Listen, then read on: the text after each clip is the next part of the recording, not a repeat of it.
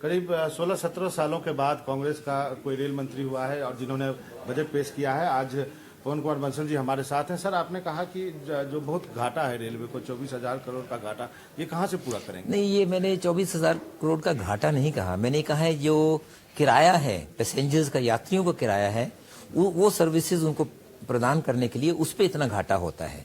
और ये दूसरी तरफ से पूरा होता है जो भाड़ा है, जो गुड्स फ्रेट है, उससे ये पूरा होता है। पिछले वर्षों में ऐसा ही होता रहा है।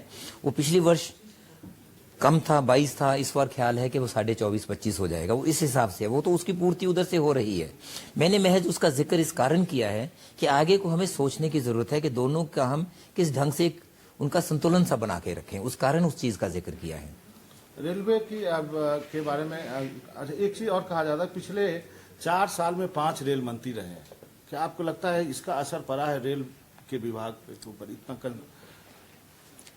मैं नहीं कह सकता। मैं 4 महीने से इधर हूं। अपनी तरफ से मेरा प्रयास है, कोशिश है मेरी कि सभी ने जो जो किया उसमें क्या क्या अच्छा मुझे लग पाए, मैं उसके हिसाब से उसको साथ लेके, और उससे पहले वालों से भी कुछ ना कुछ सीखने को सभी से मिलता है, आगे कर पाए। बहुत जगह होता है ऐसा, राजनीति में ऐसा ही होता है कि बदलाव हो जाते हैं मंत्रालयों में, बहुत तो ऐसा हुआ है। और इसकी भी वजह यह है कि रेलवे इतना लोगों से जुड़ा है, पब्लिक से और सांसदों से जुड़ा है कि जो भी एलआई होता है मजबूत, वो चाहता है रेलवे मंत्री ही बने। मुझे तो इस बात का पता नहीं, क्योंकि मैं बनाने में या उस बात में कभी नहीं होता। मेरे को तो एक जिम्मेदारी सौंपी है इस वक्त हमारे नेताओं ने, प्रधानमंत्री ने और यूपीए पर्सन श्रीमती सोनिया गांधी ने, तो उसको निभाने का मेरा प्रयास है। एक और आंकड़ा जो है काफी चौंकाने वाला, 2 लाख करोड़ के प्रोजेक्ट्स आपके पेंडिंग है, पूरे होंगे, वायबल हैं? कोई स्टडी कराई है आपने? ये हमारे लिए बहुत बड़ा सवाल है। प्रोजेक्ट्स जो पेंडिंग है उसमें बहुत में तो काम भी नहीं हुआ, और आगे को भी हम और कह देते हैं। आज भी मैंने कहा है कि अगर इनको क्लियरेंसेज इनकी हुई उसके बाद उनको शुरू करेंगे। हमें इस बार पहली बार उसकी तरफ भी एक हमने कंसोलिडेशन का, फाइनेंशियल कंसोलिडेशन एक, काम के कंसोलिडेशन का एक, उसमें हमने प्रोजेक्ट्स का एक लिस्ट बनाई है कि इतने प्रोजेक्ट्स को प्रायोरिटाइज करके उन पे काम जिस पे ज्यादा पहले हो चुका है, कुछ सीमित समय में वो पूरे हो सकते हैं, उनको हम प्राथमिकता के तौर पे करें। ये प्रायोरिटाइजेशन इस वर्ग की है। और मैं समझता हूँ उतना करने के साथ जो एक थोड़ा थोड़ा पैसा सभी जगह बांट देते हैं और उससे कहीं कुछ नहीं होता, उसकी जगह कुछ पे सब्सटेंशियल अच्छा पैसा लग जाए, वो काम पूरा हो, फिर दूसरे पे पड़े, उस ढंग से बल्कि कुछ नतीजे हमें अच्छे मिलेंगे जो सार्थक होंगे। एक बहुत ही ईमानदार जवाब चाहूंगा, क्या आपके ऊपर बहुत दबाव होता है रेल मंत्री के ऊपर? हर सांसद आपको चिट्ठी दे के जाता है कि हमारे लिए ये कर दो, और जिसके वजह से इतनी परियोजनाएं हो जाती है? ये दबाव नहीं कहा जा सकता, ये वाजिब बातें हैं, उनकी अपनी अपनी जगह की जरूरतें हैं। इतनी आकांक्षा है लोगों की, इतनी जरूरत है अपनी अपनी जगह पे, सब इलाके पे। जहां इलाके नहीं जुड़े हुए, रेल नहीं जाती, वहां रेल लेके आए। जहां रेल है वहां जो सेवाएं हैं वो नाकाफी हैं, वहां और ट्रेन चलाएं। ये तो एक वाजिब चीज है। और उसको हमें देख के हमारे पास संसाधन कितने हैं, कितनी जगह नई लाइन, पुरानी लाइनों पे ट्रेन चलाई जा सकती है, कितनी हमारे पास डिब्बे उपलब्ध हैं इस वक्त, इंजन रोलिंग स्टॉक हमारे पास टोटल कितना है। उस ढंग से एक लंबी एक्सरसाइज होती है रेलवे बोर्ड में, सभी के साथ मिलके। वो ऑफिसर्स अलग अलग जगह पे, सारे सिर्फ मेंबर्स ही नहीं, नीचे तक बहुत ऑफिसर्स इस पे काम पे लगते हैं। फिर ये लिस्टें बन पाती हैं कि यहाँ यहाँ ये सर्विस मुहैया इस वक्त की जा सकती है। तो एक वाजिब चीज है, उसको प्रेशर कहें, डिमांड कहें, वो होता है, लेकिन वो वाजिब है, उसका मैं समझ सकता हूँ उस बात। कुछ नहीं तो एक स्टॉपेज ही मांग लेते हैं। और एक केरला एक्सप्रेस है, उसमें 42 स्टॉपेज हो गए। आप सोचिए, ये होता है कई बार, क्योंकि कोई ट्रेन कहीं से निकलती है, वो सोचते हैं कि हमारे यहाँ से निकल जाए, अगर 2 मिनट के लिए हमें भी यहाँ रुक जाए, हम भी इसमें लोग जा पाए। ये भी एक मुश्किल सा सवाल आ जाता है। जैसे आपने एक ट्रेन का कहा 42, लेकिन वो ट्रेन कहाँ से कहाँ तक जाती है? हमारे ऊपर से दक्षिण से शुरू हो, बिल्कुल उत्तर तक आती है, उत्तर से जाए तो दक्षिण तक जाती है। तो उसमें ट्रेन की जो अहमियत होती है उसके मुताबिक से वो उसके ठहराव भी लोग मांगते हैं। नई रेल लाइन और इलेक्ट्रिफिकेशन आपने अपने बजट में कहा है, वो टारगेट मीट नहीं कर पा रहे हैं, कैसे करेंगे सर? ये कम हुआ है। टारगेट्स हमने जितने बनाए कि नई लाइन बनाना है, खर्चा इन पे बहुत होता है और उतना उपलब्ध नहीं है, तो उस पर मुनसर करता है कि हम कितना कर पाएं। दोनों के बीच में समय है कि हमें अब आज का दिन समय आ गया कि सोचना है। अगर थोड़ा थोड़ा भी हम प्रतिवर्ष बढ़ाते रहे या बढ़ाते रहे होते तो 10 सालों में 1 लाख करोड़ रुपया इकट्ठा हो सकता है इन्हीं चीज़ों के किराए पे। और जगह भी सब लोग हम ज़्यादा पैसा देते हैं कि नहीं? बाजार में आप कहीं जाते हो, कोई चीज़ ज़्यादा महंगी हो जाती है, एकदम हम उसको लेते हैं कि नहीं? स्कूटर रिक्शा वाला मुझे बता रहे हैं कि अगर ट्रेन पे तो उनके 50 रुपए लगे एक जगह से दूसरी जगह जाने पे, वहां से अपने घर जाने के लिए रिक्शा पे जाओ और स्कूटर रिक्शा पे 100 रुपया लग गया। आपका तो ये होता है। बहुत लोग आपसे एग्री करते हैं। अगर इसको थोड़ा थोड़ा हम बढ़ाते रहें 10 साल के लिए, तो 1 लाख करोड़ आज हमारे पास इकट्ठा हो सकता है। तो उसके साथ कितने प्रोजेक्ट्स आप उनके पूरे कर सकते हो और आगे का काम और बढ़े। ऐसे बहुत सारे लोग हैं जो आपके इस आर्गुमेंट को मानेंगे, लेकिन हमें साफ टॉयलेट चाहिए, अच्छा खाना चाहिए, अच्छा चादर चाहिए, बस बिल्कुल बिल्कुल सही बात है आपकी। और मैंने आज बजट में भी ये कहा है कि इनके लिए कोई कॉम्प्रोमाइज नहीं हो सकता। हम ये कहें कि इन पे खर्च होगा, ये चीज होगा, वो सही नहीं है। ये लोगों की एक पहली वाजिब मांग है कि अगर वो ट्रेन में सफर करें, उनको साफ सुथरी ट्रेन मिले। लोग ज्यादा हैं तो गंदगी पड़ेगी, गंदगी को साफ करना ट्रेन वालों का काम बनता है कि कैसे शौचालय साफ हों, बदबू नहीं आ रही हो, स्टेशन साफ सुथरे हों। और इनके लिए हमें अवेयरनेस कैंपेन्स भी, कि गंदगी हम ना गिराएं, जो बनी हुई जगह हैं डस्टबिन में डालें, साफ सुथरा रखें। रेलवे स्टेशन पे हम शौचालय का इस्तेमाल ना करें।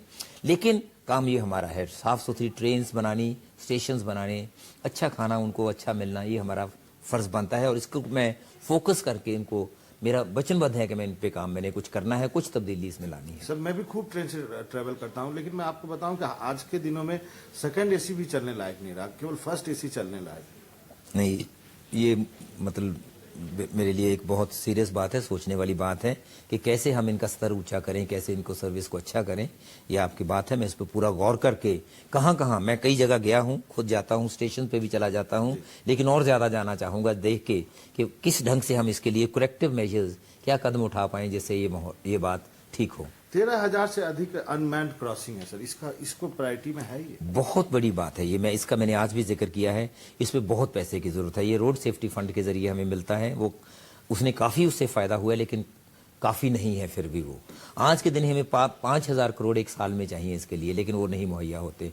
ये हमारा एक बनता है कि जो ट्रेन का राइट ऑफ वे होता है, ऊपर जो गाड़ियां, ट्रेन अगर वहां से सड़क निकले तो सही मायने में तो टोटल काम जो एजेंसी की सड़क है, बेशक वो national highway authority of India है या स्टेट गवर्नमेंट है, उनको बनाना चाहिए। लेकिन हम कहते हैं कि आइए मिलके आधा आधा बना लें, स्टेट गवर्नमेंट आधा पैसा डालें, हम आधा पैसा डालें, उनको बनाते रहें। और ये कुछ स्टेट से ये आ रहे हैं और हम इसको तेजी से करना चाहेंगे, क्योंकि इससे जो इतने ज्यादा एक्सीडेंट सबसे लेवल क्रॉसिंग्स पे होते हैं, जहां से सड़क गुजरती है, वो बंद हो जाए तो बहुत बड़ा फर्क इससे हमारे सेफ्टी में पड़ेगा। सर एक समय बहुत फैनफेयर से हुआ था, डेडिकेटेड फ्रेट कॉरिडोर बनेगा, वो कहाँ? उसमें काम हो रहा है, बल्कि वो तो एक चीज है जिसमें पब्लिक प्राइवेट पार्टनरशिप का कुछ हिस्सा है, बाकी उसका जापान से या वर्ल्ड बैंक से लोन है। उसमें एक कॉन्ट्रैक्ट, एक फ्रेट कॉरिडोर का तो हो गया है, दूसरे का भी जल्दी हो जाएगा। और उनमें काम मैं समझता हूँ ठीक शुरू हो जाएगा। जमीन उसकी एक्वायर हो चुकी है, पुलों पे काम शुरू हो गया है। 5 वर्ष में हमारी उम्मीद है कि उन दो फ्रेट कॉरिडोर तो बन पाएंगे। डीजल सब्सिडी का जो भार है उस पर आप क्या करेंगे? आपने फ्रेट बढ़ाया, लोग कहते हैं महंगाई नहीं, फ्रेट नहीं बढ़ाया, हमने एक कंपोनेंट उसका रखा है। देखिए, ये पहला आप सवाल कर रहे थे कि रेलवेज कैसे चलें, वो कैसे सब सर्विसेज उन लोगों को उपलब्ध करवा पाए। अगर कहीं रेलवेज के जो अपने इनपुट्स हैं उनका खर्च भी बढ़ता रहे, आपको डीजल माल आना कम हो जाएगा। डीजल अगर आप डीजल वो नहीं है, इतना तो हमने एक ईमानदारी के साथ किया है, उन लोगों के सामने रखी है ये बात कि इतना किराया, इतना डीजल की कीमत बढ़ गई, इतना बिजली की कीमत बढ़ गई जो रेलवे को देना है, उसके लिए इतना आप पे पड़ता है, हम सब मिलके उसको सहन करेंगे। तो मैं समझता हूँ इस पे कोई उनको दिक्कत नहीं होगी, कोई और भाड़ा या किराया नहीं बढ़ाया। आपके सहयोगी दल मुलायम सिंह ने कहा इटावा को ट्रेन नहीं दिया, लालू यादव ने कहा अंग्रेजी में भाषण दे दिया, कुछ बुझाया नहीं, कुछ ने कहा रायबरेली बजट है, आप क्या कहेंगे? अखीले वाली बात तो बिल्कुल गलत है।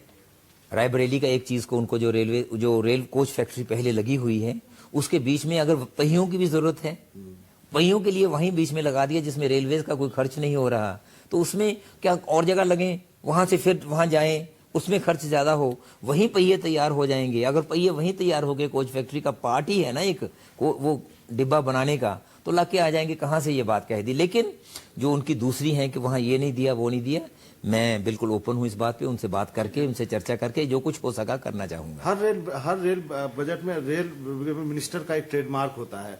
इस बार अनुभूति करके चला, लेकिन आपने एक्सप्लेन नहीं किया ये अनुभूति है क्या। कोई आते हैं दुरंतो चलाते हैं, कोई किसी ने शताब्दी चलाई। मैं ढूंढ रहा था कि आपका क्या सोच है, तो मुझे बताया गया कि अनुभूति है। ये अनुभूति एक्सप्लेन कर दिए लोगों को। ट्रेडमार्क तो मैं अपना उसको नहीं बनाना चाहता। मैंने ये देखा है कि लोग बहुत ऐसे हैं देश में जो बहुत और ज्यादा पैसा दे के भी ट्रेन में सफर करना चाहते हैं, बहुत ज्यादा। वो कहते हैं जितना आपने रखा है ये बहुत नहीं। बहुत लोग इतराज करते हैं, लेकिन बहुत कहते हैं ये अच्छा नहीं। वो कहते हैं आपने मेरे इल्म में अभी लेके आए आपके सेकंड एसी अच्छी नहीं। बहुत कहते हैं कि फर्स्ट भी नहीं। वो कह रहे हैं फर्स्ट जो आपकी फर्स्ट क्लास है ये भी नहीं, इसका किराया जितना है बहुत खास नहीं है। कोई बात नहीं, इतने में हमें बहुत मिल रहा है, लेकिन आप एक इससे भी अच्छा बना दीजिए, उसका किराया बेशक इससे डबल कर दीजिए फर्स्ट क्लास से। बहुत लोग ऐसे मुझे कहा है लोगों ने। तो मैंने सोचा कि एक एक ट्रेन में एक उदाहरण के तो एक एक्सपेरिमेंट के तौर पे कुछ गाड़ियों में एक और कोच बना के लगाएं, जिसका अंदर का सारा इंटीरियर अच्छा हो, सर्विस अच्छी हो। सांसद कोटा में तो नहीं जाएगा वो तो ब्लॉक करके फर्स्ट एसी में रख देते। वो तो फर्स्ट नहीं होगी, अगर उसके कोई संशोधन हो तो बात की बात है। लेकिन वो लोगों के लिए जो आराम से साथ काम करते अपना जाना चाहते हैं, उनको कोई तकलीफ नहीं हो, वो 1000 के पीछे 500-600 और देना उनको बिल्कुल बिल्कुल दिक्कत नहीं होगी। ये उनके लिए, और रेलवेज को उससे कुछ इनकम का भी साधन हम साथ साथ थोड़ा बनाएंगे। दो छोटे छोटे सवाल चाहूंगा, अंतिम प्रश्न है। रेलवे टैरिफ अथॉरिटी आप बनाने जा रहे हैं, और दूसरा इलाहाबाद में वो आपने अफसोस प्रकट किया भाषण में, क्राउड मैनेजमेंट के लिए कोई प्लान है?